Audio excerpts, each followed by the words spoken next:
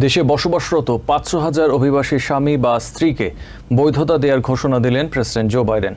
মঙ্গলবার ঢাকা কর্মসূচির ১ যুগ পূর্তি উপলক্ষে হোয়াইট হাউসে দেওয়া এক ভাষণে এই ঘোষণা দেন তিনি। শর্ত সাপেক্ষে দেশের নাগরিকদের সঙ্গে বৈবাহিক সম্পর্ক থাকা অভিবাসীদের বৈধতা দেওয়ার এই ঘোষণা দেন বাইডেন। কমপক্ষে ১০ বছর আমেরিকায় বসবাসকারী অভিবাসন প্রত্যাশীরা বৈধভাবে বসবাসের সুযোগ পাবেন এই কর্মসূচিতে।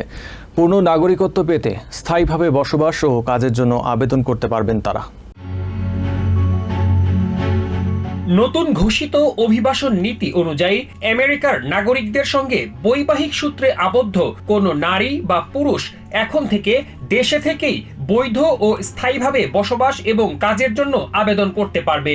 এজন্য আগের নীতি অনুযায়ী তাকে আমেরিকা ছেড়ে নিজের দেশে ফিরে যেতে হবে না। একই সঙ্গে নাগরিক নয়, বৈধভাবে বসবাসের আবেদনকারীদের এমন সন্তানেরাও অন্যান্য সামাজিক সুরক্ষা কর্মসূচির আওতায় আসবে বলে জানান president Biden. This action will allow them to file a paperwork for legal status in the United States. চলতি বছরের 17 জুন পর্যন্ত যেসব নারী বা পুরুষ বৈবাহিক সূত্রে কমপক্ষে 10 বছর আমেরিকায় বসবাস করেছে তারা নতুন এই কর্মসূচির আওতায় স্থায়ীভাবে বসবাসের জন্য আবেদন করতে পারবে। তবে তারা জাতীয় বা জননিরাপত্তার জন্য হুমকি নয়, এমন শর্তে তাদের আবেদন প্রক্রিয়া দ্রুত শেষ করার নির্দেশ দেন president. While requiring every undocumented spouse to fulfill their obligations under the law.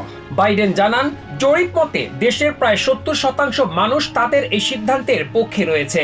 স্বামীর সঙ্গে স্ত্রী ও সন্তান সবাইকে একসঙ্গে বসবাস করতে দেওয়ার এই সিদ্ধান্তে অনেকে সন্তুষ্ট না হলেও জনগণ এর পক্ষে আছে বলে দাবি করেন প্রেসিডেন্ট। সীমান্ত বন্ধ করে দিয়ে অভিবাসীদের নিয়ন্ত্রণ করার চেয়ে সীমান্ত বন্ধ করে অভিবাসীদের বৈধতা দিয়ে কাজের সুযোগ করে দেয়াকে উত্তম বলে মনে করেন প্রেসিডেন্ট বাইডেন।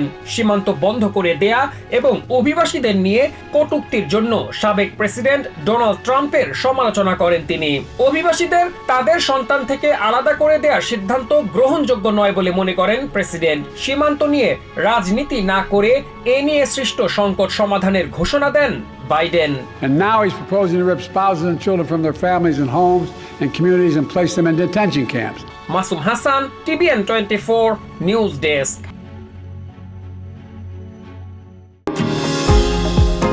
নিউ ইয়র্ক থেকে সম্প্রচারিত TVN 24 টেলিভিশন বিশ্বজুড়ে বাঙালির কণ্ঠস্বর।